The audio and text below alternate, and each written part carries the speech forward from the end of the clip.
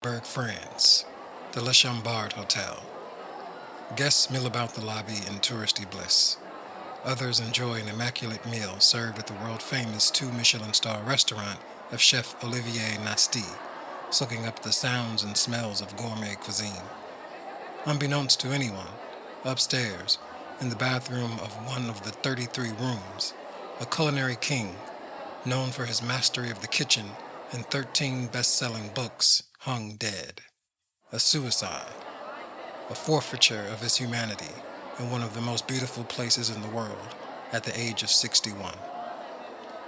To most, he was known as a prolific TV host, able to use his love of food and words in a way that presented a delicious gumbo for the soul. To those who knew him intimately, Anthony Bourdain was a trusted friend, a provocateur, a father, and most importantly, Tony. His legacy has been tampered with in the subsequent years after his death. A victim of controversy and posthumous corporate greed and deception, but the reality is quite simple. Anthony was a man who sought after happiness wherever he could find it. Along the way, he picked up regret and habits as well as triumphs and success, but the one constant was the search for it. And although he managed to grasp glimpses of it here and there, it was never permanent. And like all of us, happiness is about the pursuing of the ideal. To catch it would be to commit a minor blasphemy, partially because it was never intended to be hoarded, contained within ourselves like a satisfying dish. It is to be shared and experienced like love or food, even if unrequited. Welcome to the Stories We Tell Ourselves podcast, episode 9.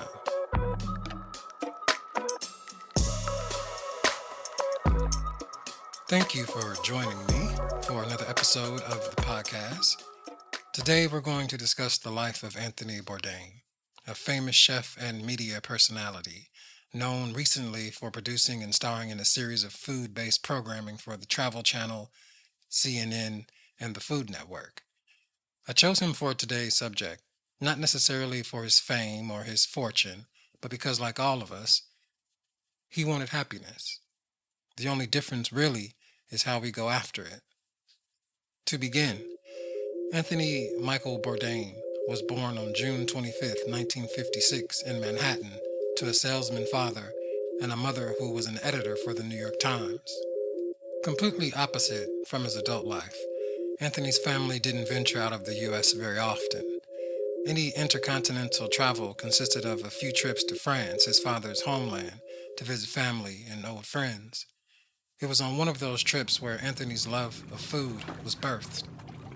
While on a boat with a local French fisherman, Anthony watched with glee as the man casually pulled fresh oysters from the water, only to shuck them immediately and guzzle the slimy contents down with no hesitation. When the man offered an oyster to Anthony, the 12-year-old couldn't help but notice the disgust that resided on his mother's face. Being young and adventurous, Anthony scarfed down the oyster with no regard to the utter shock of his mother. Two things happened after that. He learned the value of risk, and also, the oyster was good. The young Anthony began to wonder what other food was out there hiding beneath tradition and societal norms. By 1978, Anthony had graduated from the Culinary Institute of America and immediately began working in various dives and eateries on the East Coast. It was during that time that he developed a severe cocaine and heroin addiction while managing to rise in the ranks from kitchen to kitchen and doing his best to nurture and maintain his marriage. By 1997, Bourdain had long kicked his heroin habit and written 2 books within the now defunct culinary mystery genre, Bone in the Throat and Gone Bamboo. Both were commercial failures, but his talent was apparent although misguided. In 1998, he became the executive chef at Brasserie Le Hall. This was a high-profile, high-stress position which did try the patience of his personal life, but due to his brash demeanor and work ethic, the restaurant became highly successful.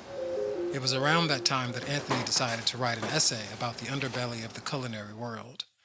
It was smart, witty, and hilarious in its content, but he couldn't get it published. After much frustration, his mother Gladys managed to get the essay to a friend of hers that worked at the New Yorker magazine.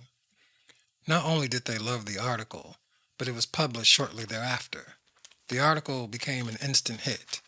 Bourdain's name, along with some of the sketchy aspects of his essay, became the talk of the town, and by 1999, he received a $50,000 advance for his first major release, Kitchen Confidential. His life was seemingly at an all-time high.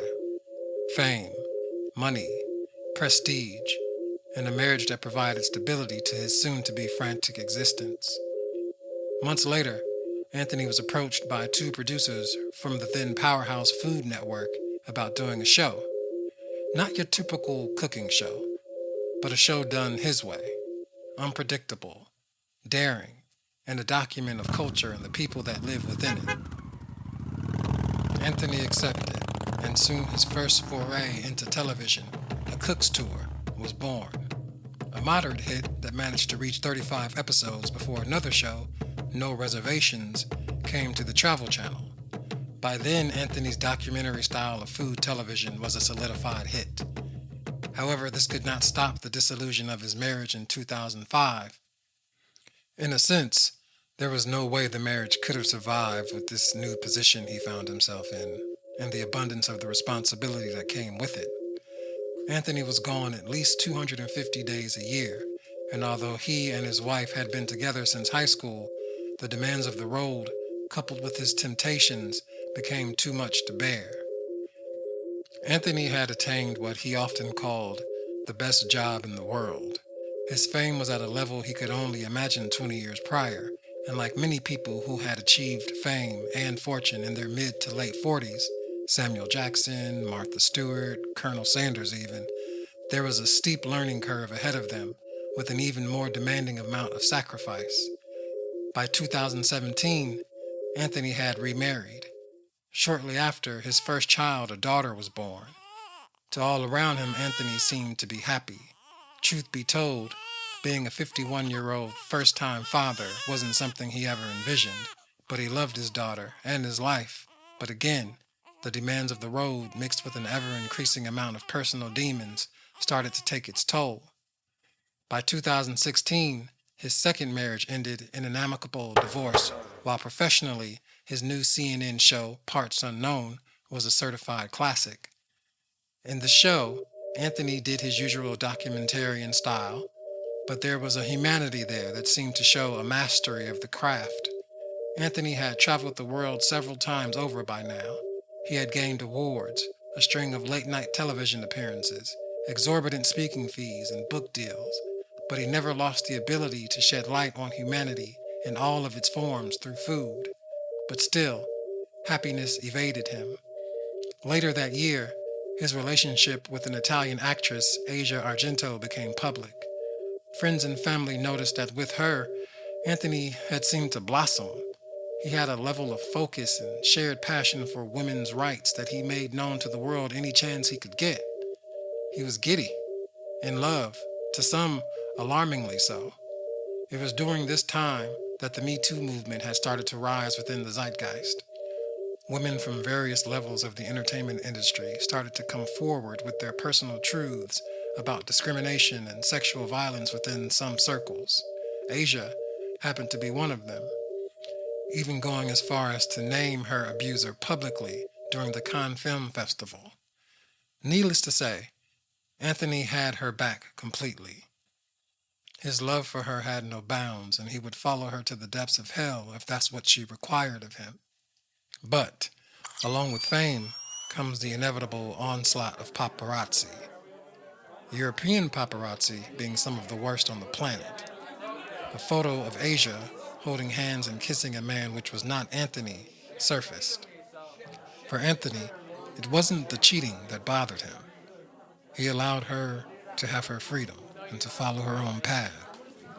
But the lack of discretion and respect seemed to shatter him, driving him to a deep depression which he would never recover.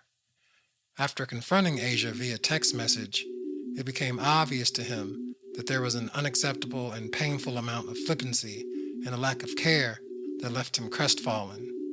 Shortly thereafter, Anthony hung himself in his hotel room, dead at the age of 61. Some people blame Asia for his suicide. Some say that it is a ridiculous notion to blame one person for the culmination of life events that would lead someone to suicide. None of that is truly important. The idea of people rummaging through his past, creating murals, even the recording of podcasts about his life, would be ridiculous to him. In my opinion, Anthony Bourdain was more than a victim of an unrequited love and the trappings of success. He was a father, an artist, an iconoclast, and to those that truly knew him and loved him, he was Tony.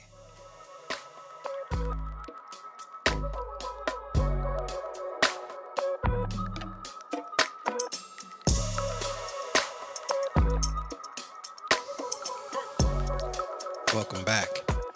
On the second half of today's episode, we're going to continue the theme of happiness, or the lack thereof. As we do, we're going to continue on with a short story. And as I always say, skipping the preamble, this story is entitled Bullet. And so it begins. After their first date, Christopher knew that he would marry her. There was something about how she closed the door to her apartment as he stood in the hallway. It was a gentle, reluctant push, her brown eyes focused on him as the door hinged shut. The click-clack of the lock enveloped him inside a sweet sadness that the night had ended, but at the same time, she was safe. Normally, while driving home, he would listen to whatever music emerged from the speakers. He wasn't particular about it. Any rhythmic pattern able to carry him to his destination would do. But that night, he played nothing. No music was needed. Instead, Christopher repeated her name intermittently into the night until it somehow switched from a label to a prayer that only she could answer. Imani. Imani. Imani. 6 months prior, Christopher had ended a 3-year relationship over conditions that were not his own. His ex, Simone, left for Texas abruptly after the death of her grandmother to bury her and straighten her affairs.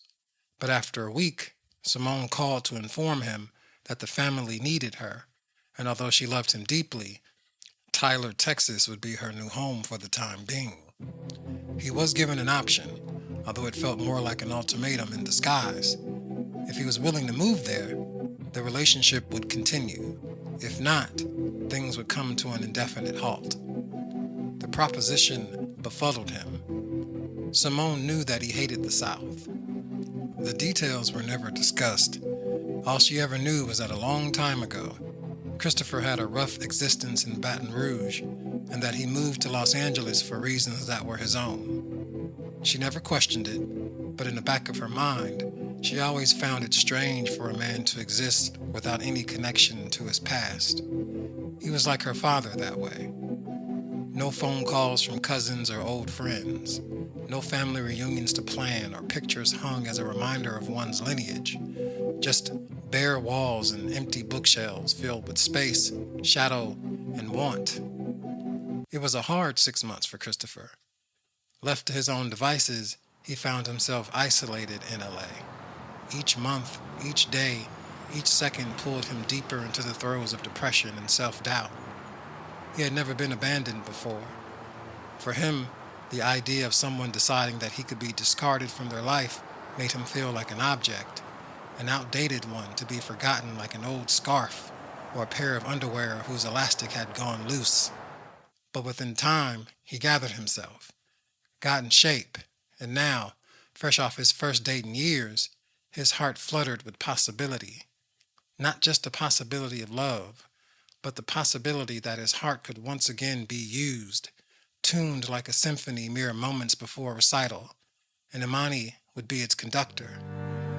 With that in mind, the 45-minute drive home was a blur of time and thought. and as he entered his apartment and closed the door behind him, Christopher couldn't help but feel that his life had changed for the better. Even his nightly cup of coffee was more aromatic, more intense, a harbinger of things to come.